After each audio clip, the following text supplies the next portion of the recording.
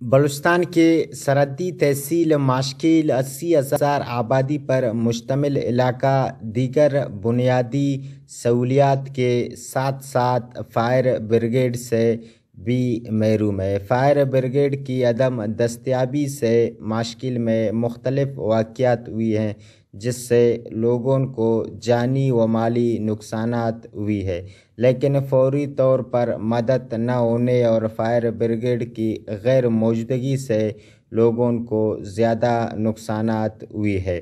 سرحدی علاقہ ہونے کے باوجود تمام تر انسانی بنیادی ضروریات سے یکسر محروم رہی ہے، جبکہ ماشکیل ریگستانی علاقہ ہونے کے باعث گرمیوں کی سیزن میں درجہ حرارت 48 کبھی 50 سینٹی گریڈ تک جا پہنچتی ہے۔ علاقے میں تیل دکانوں میں اچانک آگ کی متعدد واقعات شدید گرمی ہونے کی وجہ بھی بنی ہے، لیکن اس کے باوجود بھی فائر بریگیڈ سے محروم ہے۔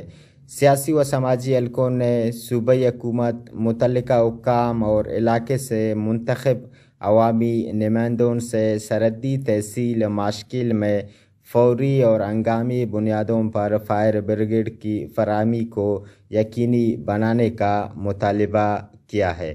کیمرہ ٹیم کے ساتھ نصیر قبدانی، وش نیوز، ماشکیل۔